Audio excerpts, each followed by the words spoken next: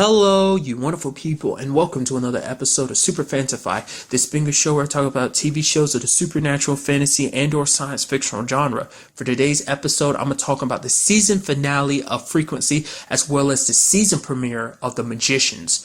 Like always, if I'm talking about something that you don't want to listen to, you can always look in the description down below, and I include the time of when I start talking about each of the respective shows that I'm talking about. For example, if you don't want to hear what I had to say about Frequency season finale, you can skip to what I had to say about the season premiere of The Magicians.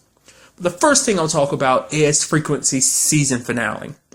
So there's a lot of things that came out in this episode. A lot of, obviously you have some changes to the timeline. We're kind of settling in and finding out some more changes that's happened to Raimi's timeline.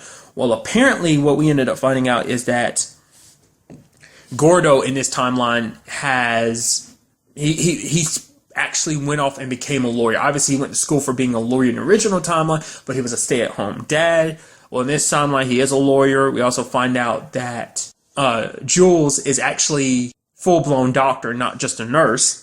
And also, the fact is, there's a situation with Daniel, which I love that it came up. He was like, oh, there's something that we have to talk about. I was like, oh, man, what's this going to? She's like, oh, is it another woman? Because if it is, I'll have to. He's like, no, it's something like that. I was like, okay, what is he about to bring up? And he's like, so back then, I want this to be honest between us. The fact is, back on your birthday, you told me that you came in here talking about the fact is that the person you were talking to on the radio was your dad. Trailing back to what she said to him back in season 1. So I like that little tie-in like that. And she's like, yeah, I was working on a case. I was stressed out and everything. She's like, oh, so who are you? He's like, so who are you talking to now? And it's like, she's like, she wanted to avoid the conversation. So she's basically like, hey, do you trust me? Like, trust me and know that I have a good reason for doing what I'm doing. That the fact is, I can't tell you who the person is just because they don't know what the ramifications would be for telling him. For one, he thinks she's crazy anyway, and even if they did talk, they wouldn't really know for sure, what kind of effect that would have on the timeline and everything. Them finding out you actually talking to your dad from the past and run your mouth off to the wrong person. It turns into a whole big thing. A lot of another things that had changed in the timeline too is the fact is that Satch and his wife are still together because they solved the case back. Frank and Satch solved the case. Caught the quote unquote Nightingale back in the past. It ended up being a situation where the case didn't overtake Satch's life, and he ended up was able to come home to his wife and kids every night. So they're in a good place. But things didn't quite sit right with Raimi, and she ended up looking into it, and she ends up finding out a lot of stuff. That basically she ends up looking at the particular truck. She ends up looking into that and finds out the woman who owns, I think her name was Doris Roberts, finds out that the person who, that the reason why, Kyle was like, oh, is it a fake name? It's like, why isn't Robbie's name? Obviously, it's got to be his truck, so why isn't it coming up? Me being the idiot didn't even think oh, maybe that's actually his mother-in-law's truck, which it's under his mother-in-law's name. But because that starts clicking things in Raimi's head, because she's like, okay, so the time in the previous timeline when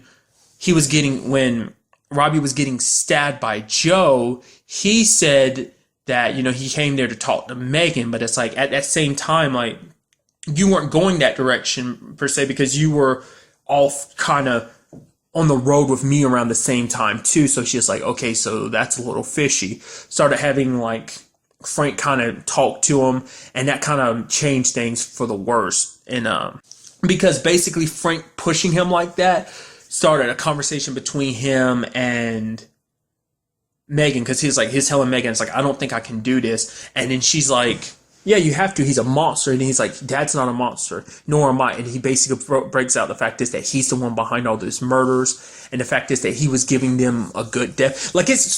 We finally kind of get it broken down as to why he does the things he does. Because basically he looks at all the women that he's killed as basically they don't realize it yet, but it's kind of his present self saying this, that basically they're sinners, essentially. They committed sins, they just don't realize it yet, and he's there to help them, give them a good death, because this all does spawn back from his mom's death. His dad killed his mom, and in his mind he's like, as a kid I didn't understand, but as I got older I came to understand it, because dad killed her because mom was off cheating, mom was a whore. And he talks about I forgot her name, the girl from the camp. That he ended up Larissa. He ended up killing her because like him and Larissa had a relationship, but he found out she was cheating on him, so that's why he killed her. It's like, a lot of the women he's killing them because it's like they're. I guess he feels like they're unfaithful. Maybe that's why he decided to pick Jules because of that. Because the fact is that she was having a relationship with Raimi's coach, so maybe that was kind of a particular reason why. Sadly ended up killing Megan. It's like, dang, things don't never work out for Megan. It's like you're crazy and locked up in one particular timeline, then you're killed in another, and now you're brought back and you're alive and everything, and then it's like, oh yeah, now you're back to being dead again. But this time it's like she didn't even get to live out her life. She just was killed in her younger age because he literally smashed her head. I was like, oh, please make it so that Frank gets there in time, and it's like, oh, she just got knocked out, that she's okay, but he gets there, her hands are already bound, her eyes are open like that. I was like, oh, that sucks. Because what was happening in the present timeline was the fact is, well, in present day, was the fact is Megan was sick. She was dying of cancer. And then, lo and behold, Robbie ends up finding out, oh, the person that's her doctor is Jules. But then also, like a little earlier in the episode, he came face to face with Raimi because they never met in that particular timeline, because they only met because, trying to chase down Joe in that whole situation. But because Joe has been locked up this entire time in these 20 years, like they've never met. So this was their first time meeting. Still never really got an answer to that whole stabbing situation. I'm assuming like Joe just wanted to kind of throw suspicion on himself or something like that. Like they were kind of working together on that or something. I don't know. Maybe he had his own reasons. Like the way they make it seem like it, because Joe and him have a conversation. Joe's like, okay, give me, in the past, he's like, give me all the details about what you did. He's like, the fact is you can't kill anymore. You got to control this urge, He's like, no one will understand why you did what you were doing. Like, I understand what you're doing. So I'm trying to understand, was that Joe actually like congratulating him? It's like, oh yeah, you did a good thing, son. Or was he just saying that because, he knows his son, well, stepson is, Robbie's in such a state that like, he'll only listen to that. But basically, Robbie spent the next 20 years keeping his urges under control. I was hoping we'd get a look at his home life, and we did. It was a situation I was like, okay, we're going to find out he's abusive to his wife and child. From what we've seen, we don't know. But it seems like he tried to keep everything under control, and not just him, but also his son. Because his son got beat up because of this. Oh, yeah, they found out about Grandpa, I got beat up because Grandpa's the Nightingale killer and everything. And he's like, oh, but did you fight back? And his son was like, no, he didn't. He's like, I understand the need to fight back, and the fact is getting back at the people that are hitting you and stuff. It's like, I know it feels good, but the fact is you can't do that, because you're not your grandfather, you're your own person, we're our own people, so we shouldn't let ourselves be tied to who he is. And it's so interesting because you're saying all this, but really when it comes down to it, you're the one behind all this, so you're the one responsible for it because you're the real monster in this situation. Because to him, he wanted to go back to killing again because it's like the signs are there. Jules is Megan's doctor. Plus, I met up with Raimi again. It's like it's the signs. It's like it's telling me that I need to be doing this. I need to go back at this. And Joe's like, are you serious? The fact is, I've stayed locked up for 20 years for you. I would die to protect you. Like I said, it's so interesting. Like he's being the very protective stepfather now, but it's like you were very abusive towards him. You led everything to go down this route. It's like it's so. I don't know. It's so interesting how things work out like that. Like because he tried to get off easy in the other timeline by killing himself in the previous present timeline. I know, like my wording around that's terrible. God, well, so much went down. The whole Stan situation kind of threw me for a loop. What Stan had in the envelope from last episode, it's like, oh yeah, it's like, I have proof. I know that you kidnapped Joe. And it's like, wait, what? He's like, yeah, I know you kidnapped Deacon Joe. And it's like, I understand, we're the same, Frank. Because at the beginning, he's kind of like going on his spiel about why he does what he does, being a quote unquote dirty cop. He's like, yo, why should these bad guys get to live a better life than me? And then Frank's like, dude, shut up. Like, really, you gonna come at me with some stupid crap? Like, don't just shut up.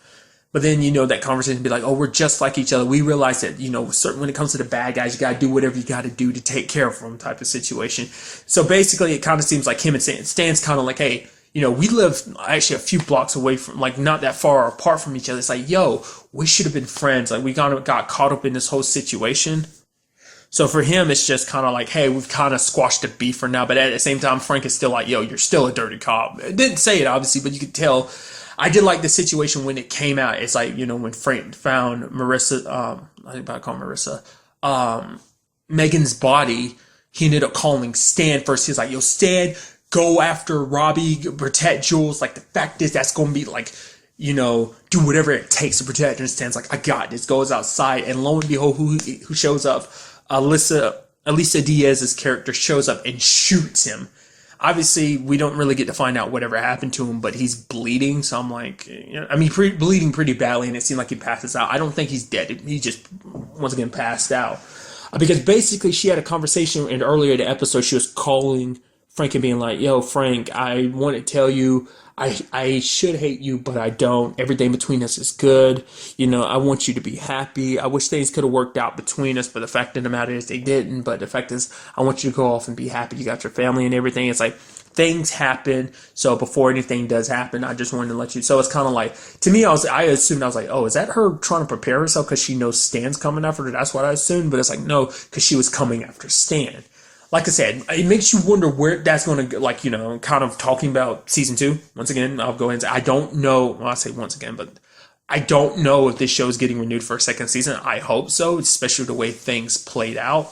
But, because the fact is that, they'll be going after her if there is a season 2, because it's like, Stan's going to be like, oh yeah, she shot me. I know who shot me. Or maybe maybe Stan won't say anything because he doesn't want people looking too deep into the situation. I don't know. Might be a situation where he's trying to get to her first, so it might put him and Frank at odds again, because Frank is going to try and protect her, but at the same time, he's also supposed to be trying to arrest her, but also trying to protect her from, Stan finding her and killing her.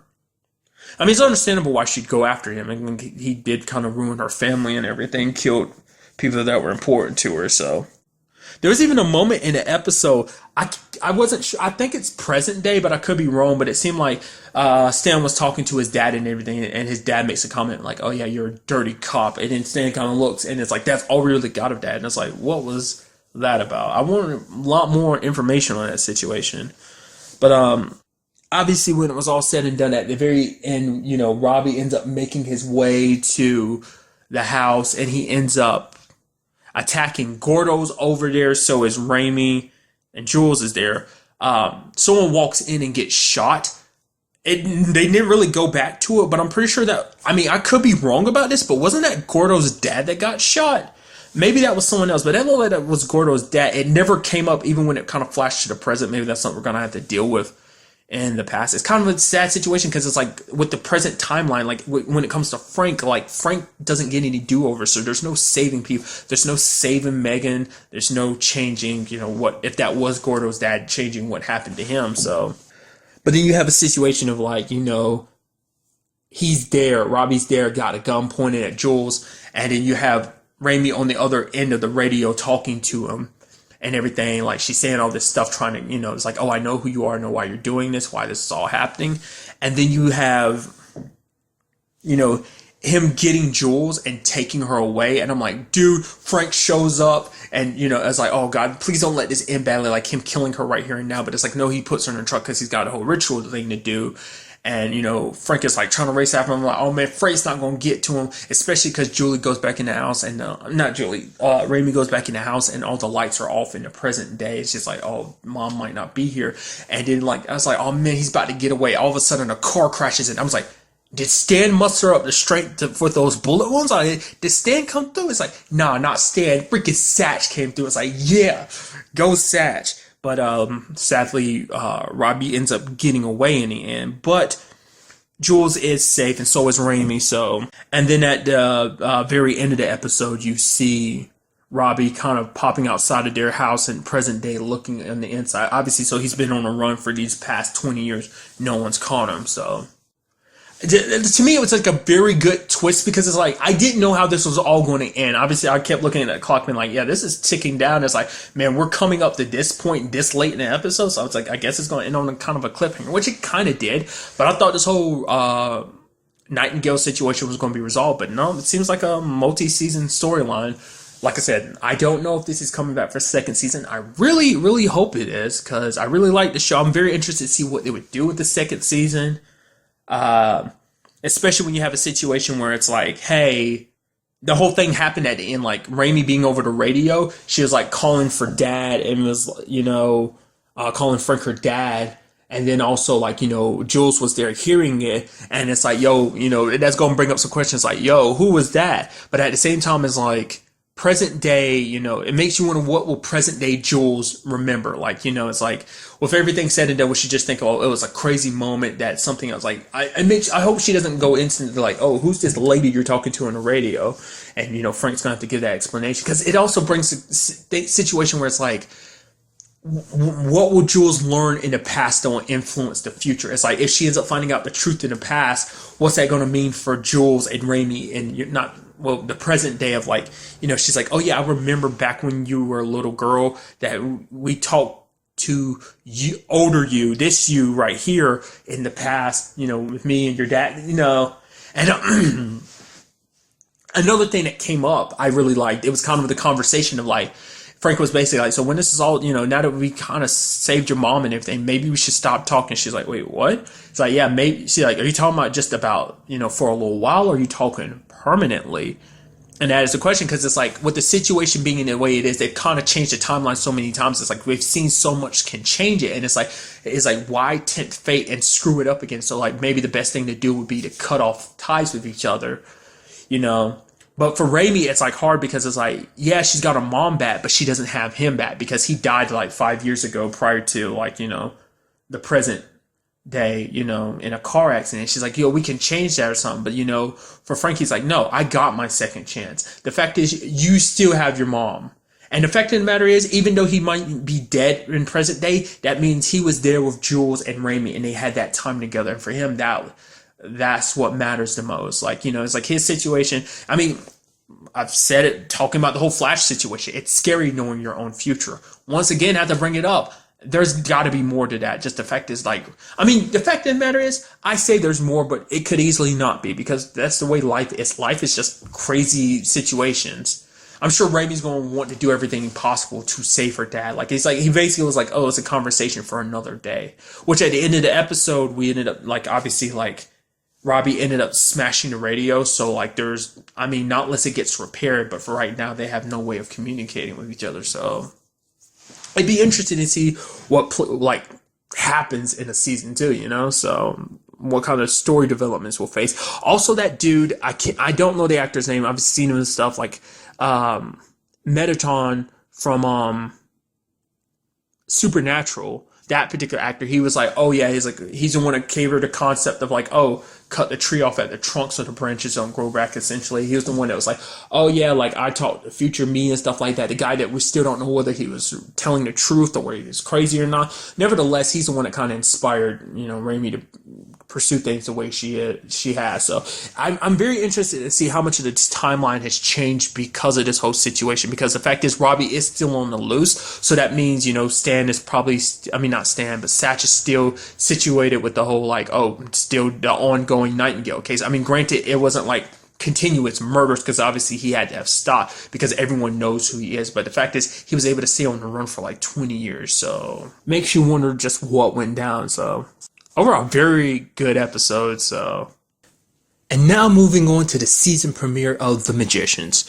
So this literally picks up moments after season 1's finale. You had Quentin running to get some help, and he ends up running across a lady that's kind of basically the Hansel and Gretel witch, but in Fillory.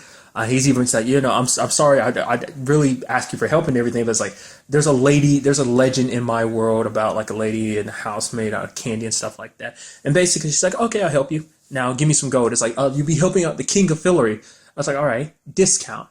It's like, okay, so I want 1 vial. He's like, of what? She's like, you stupid, of your blood. It's like, who would automatically jump to like, okay, you're obviously asking for a vial of my blood. Who jumped to that conclusion?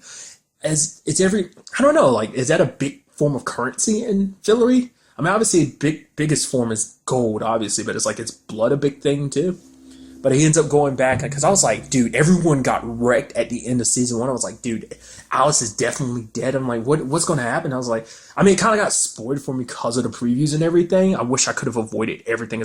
I avoided most things, but it's like still certain things I caught up. It's like, you can't help but notice that Penny has his hands again. I'm like, but they literally got wrecked. I was like, oh man, like I guess she's going to do a miracle. And then like, lo and behold, Alice walks out. I'm like, wait, what? She's like, yeah, basically benefits of having like God semen in your system. She bounced back up.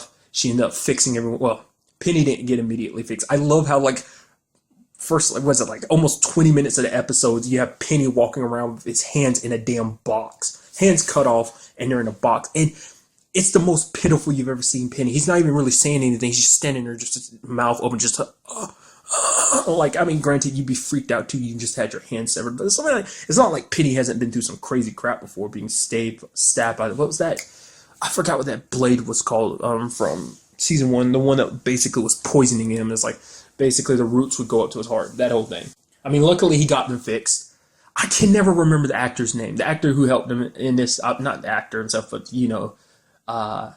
I always know his initials as JP. I can never remember his last name. He's in Phil in the Future. He played like the caveman character as well as like the principal or teacher. Like I always just, every time I say it, I was like, it's JP. Nevertheless, I love the fact that it's like, okay, getting there, basically Penny strips butt naked and jumps in the water and gets his hands fixed.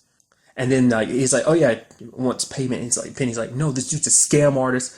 F him, we're going. And Margot's like, oh, please forgive him and everything. And the dude basically messes with Penny's hands. So that basically they kind of act on their own. Penny tries to apologize to the dude later on, but the dude's like not having it one bit. He's like, this is basically, you reap what you sow essentially. You want to be a douchebag? You kind of, douchebag things happen to you. You need to learn how to be not such an asshole. But it's like, Penny can't help it. Penny's just kind of an asshole by nature. Like, I swear, like, this episode, I've never seen Penny seem more pitiful. Like, that's weird seeing him like that. That was just kind of interesting. Like, he's always kind of been, like, the tough guy a little bit. Obviously, there are points in the episode like that, but it's like, I don't know. It was weird. Just, like, it's a very different Penny than, like you saw in season 1. That's what kind of was always through my head. But, I want to see how that goes.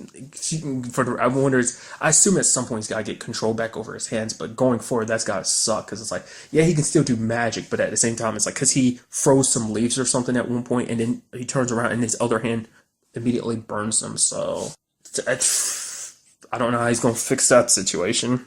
The situation of, like, there was kind of an interesting thing where it's kind of like, okay, we can, drink from the spring well, because it's like, hell, that's what Martin's been doing to supercharge himself. And they look down and it's like, the well is super low. And it's like, could Martin really have been just drinking it that much? Even if he's been like drinking from it like every day, it's like, could he really drink that much water for it to be that low? And it's like, well, basically him drinking from it periodic, because basically, to anyone that doesn't remember, the wellspring is like the source of all magic.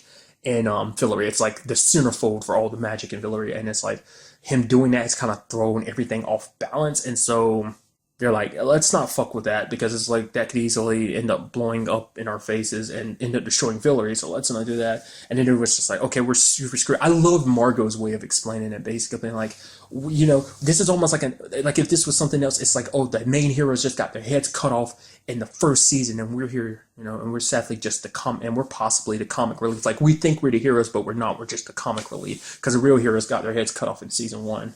And I want to know specifically, was that something that has to be them referencing something? I don't know what it is, but if you do know, let me in the comments down below. Is that just something they were just like being like a long drawn metaphor essentially, or is that really based on something? I'm sure it's got to be based on. It's too specific. If they made that up, good for them. But it sounds like it's from something.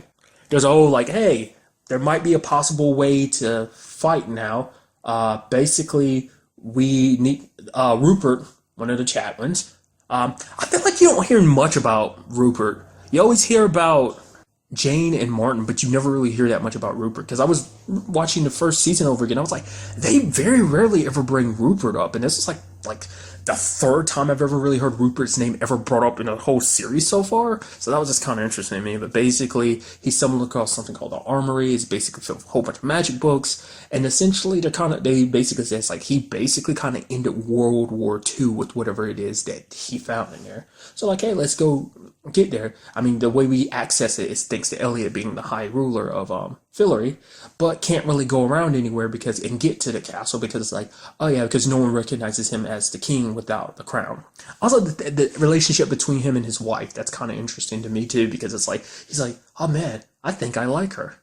I hope I like her. I guess it makes sense because it's like, yeah, because she's like a very caring woman. She's doing everything she can. It's very interesting. Like, it is a marriage that was literally spawned upon. Like, it happened after like a moment. It's just kind of like, oh yeah, and this is what happens. It's like, oh, you want to be royalty and everything. Oh yeah, you're from Earth, so you know the whole deal. So it's just it happened it's a very spontaneous thing. So, but I guess Elliot was like, I hope I like her because it's like it's going to kind of suck if I don't really like her. It's like, since we're going to have to be together for a while because there's no like getting out of it. So, but I love the whole situation with like, because basically they have to basically go through the ceremony of getting the crowns and everything, and then they come across it, and the guy's like, oh, he wakes up, he's kind of dusty and everything. He's like, oh yeah, I am the Knight of the Crowns. It appears I died waiting for you. Like, that is fantastic. And then literally the best part is the trials. He's like, oh, there's some trials, and I was like, of course there are. And he's basically asking them pop culture references to like the 90s. He basically Quentin answered as Wings, but basically it's like, yeah, what kind of show was Tim Daly, was it that Tim Daly was in that he would star? Like, I didn't even instantly think of that because it's like, because I don't really know Tim Daly's like list of things he's been in like that, especially TV shows. It should have came to me Wings, but I just, it didn't click. And I was like, right. Then referenced the song, and it's just like, you talking about why is all that's up with that? Like, it's like really, it's like I was wondering, like, with the nature of this show, I was like, it had to be something stupid, and it was gloriously stupid, and I loved it. And it's just kind of like, hell yeah. Literally questions about the 90s, and they're like, it's not the 90s. Wait, what? It's not. It's like, on Earth, it's not the 90s. Like, no, it's 2017. But Elliot stole the show when he put on his little not Ghost Reenact, stupid me, Dirty Dancing Patrick Swayze. He's like, a little Patrick Swayze. He's like, Patrick Swayze? And he was just like, oh god, marvelous, and bowed and everything. So they ended up getting crowned and everything. It was Quentin's idea to do the little stupid ceremony. He's just kind of like, okay, come on, guys, do the stupid thing. I know it's stupid, but just come on, just do it and play along. And everybody got crowned except for Penny, which I don't know. I think Penny probably didn't care. Like, I was legitimately hoping to be a situation where like they get to the final crown, and like, okay, Quentin and Penny, you have to share it or something. I thought that'd be kind of cool, but it's like, no, Quentin, like, they're all like, Elliot's the High King, Elliot Spectacular. Margot's the Destroyer. Alice is the Wise. I forgot what it was that Margot basically called Quentin, because she just, she's like, oh, I could say something smart and mean, like something like witty and mean edgy that kind of would tear you down a little bit, and it would be like super funny, but I'm not going to. I mean, mainly if I did, it had to happen because like, you're such an easy target. So I'm sorry for that, Quentin.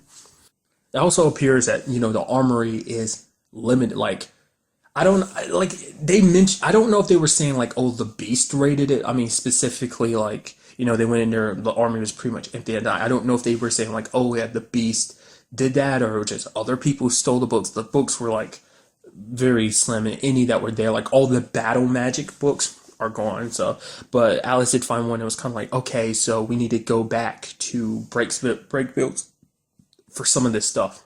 Also, I love that whole situation of like, Alice and Quentin are still in that weird spot. There was I love that whole thing between Elliot, Alice, and Margot, like, and Quentin, the whole situation of like making apologies, and Alice is like, I forgive you, can we be friends? And basically she's afraid of going up and I'm still not sure she still has which one is it? Is it Ember? Yeah, Ember's semen running through her veins.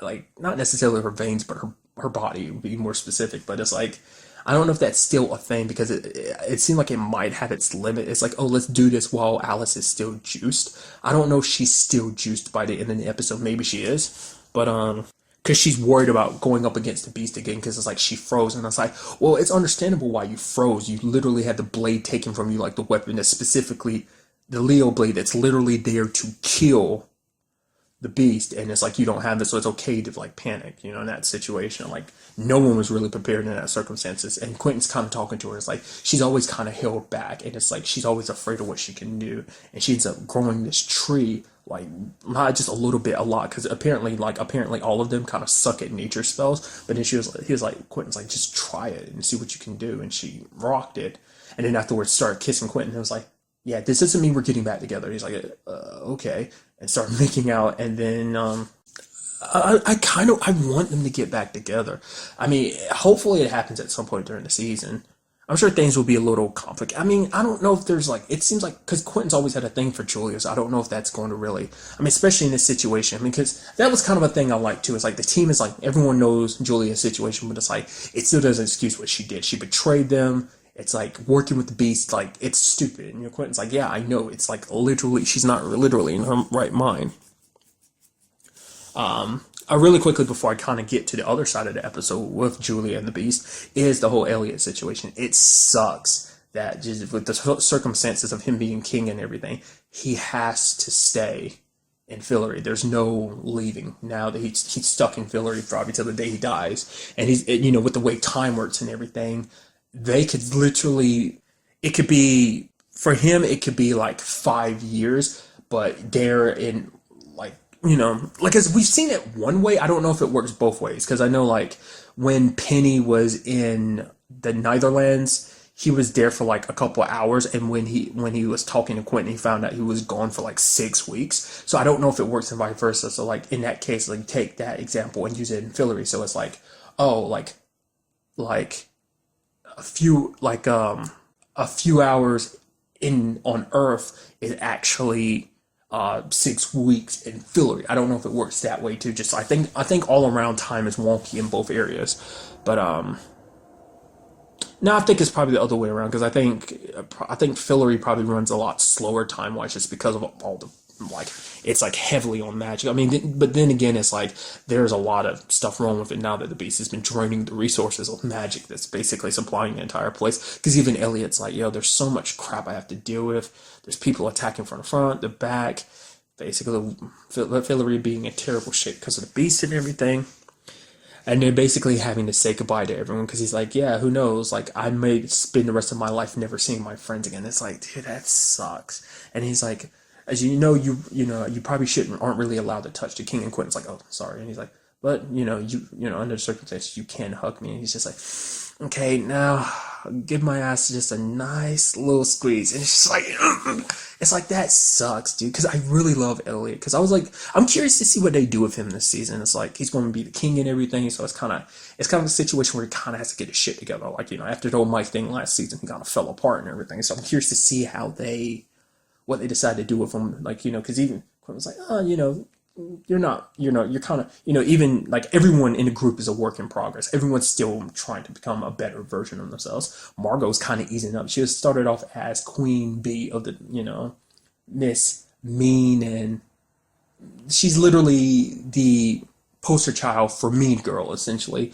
And it seems like she's easing up, because she's like, oh yeah, you and me, apologize. Obviously, when she was apologizing to Quentin and everything, essentially being like, hey, let's go back to the way we were before. And he's like, friends? And she's like, yeah, sure, let's do that. And it's like, that is kind of weird though, when you look at like where they were at the beginning, and then as you progress throughout the first season, like, yeah, they did honestly become friends, because there were moments where Quentin and Margot were just sitting down and talking and everything. So it's kind of crazy. So, but the other side of the episode was the Julia and Martin side of things, which kind of takes you by surprise. Just, it's weird seeing Martin not as the beast, just as himself. And it's just like, to him, he's having so much fun.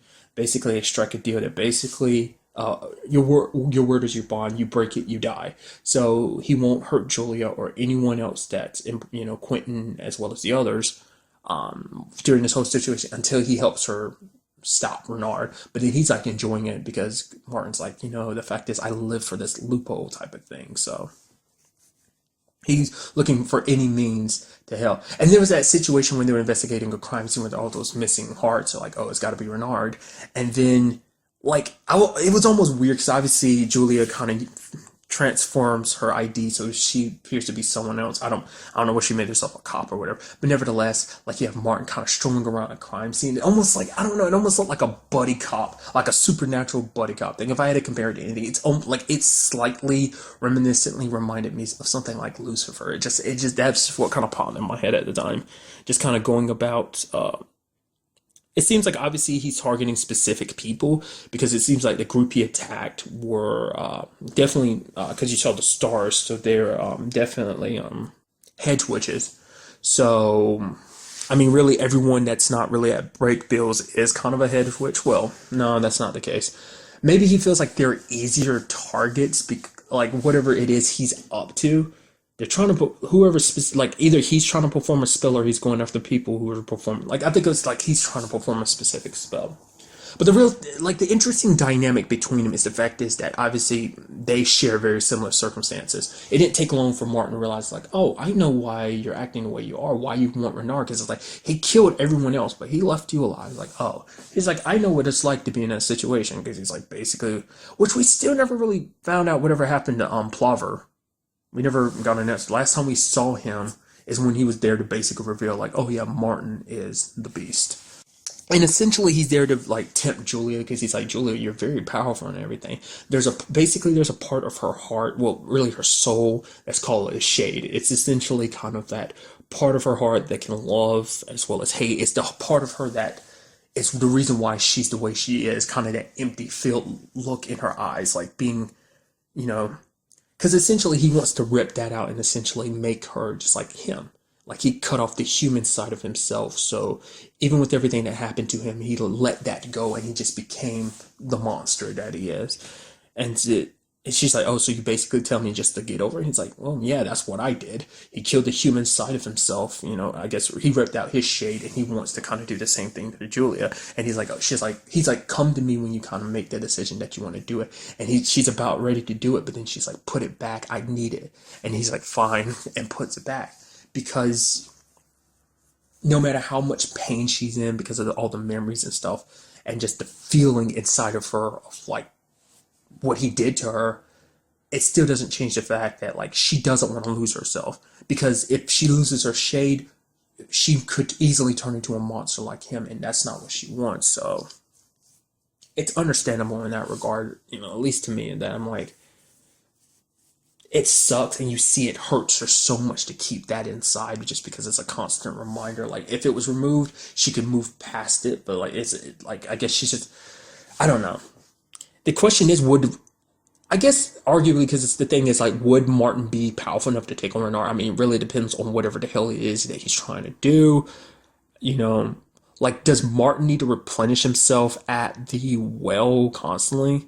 Like I think he's naturally very powerful, so I don't think he necessarily, I don't know. It seems like it's not a concern of his or Julia, so maybe it'll last a lot longer, maybe because he constantly went there every day and drank from it, so he kind of has a reserve, so it's like, oh, you need me to keep busy? It's like, well, I got like 5 days, before, you know, of reserve, you know, in my system where it's like, I can, you know, not worry about going back, so. Because it did seem like, because it does seem like he does have an interest in Julia, because it's like, to me, it seems less like he's trying to find a loophole and just obviously more like he's trying to mold her into like, obviously he said like, oh, a collaborator. Basically, I don't think it's in a queen necessarily role, but kind of like a pupil almost sense that he wants Julia by his side because he realizes how powerful she is and the talent she has, and like given enough time, she can become very formidable, and it's like he'd love to have her with him through his conquering and stuff like that. So I don't know. Very, very interesting episode. It's just kind of like the episode is kind of meant to kind of set up a lot of things. It's just like some things happen obviously, but nothing like big and heavy happen to a certain degree. It's just more like progressing and taking story steps forward. Just you know, I'm very interested to see where we go forward. Like I'm very interested to find out like where a lot of people are. And it's an example like Morena, like What happened to her after she took away Julia's memories? What about Katie when she left? What's going to happen when they go back to break bills?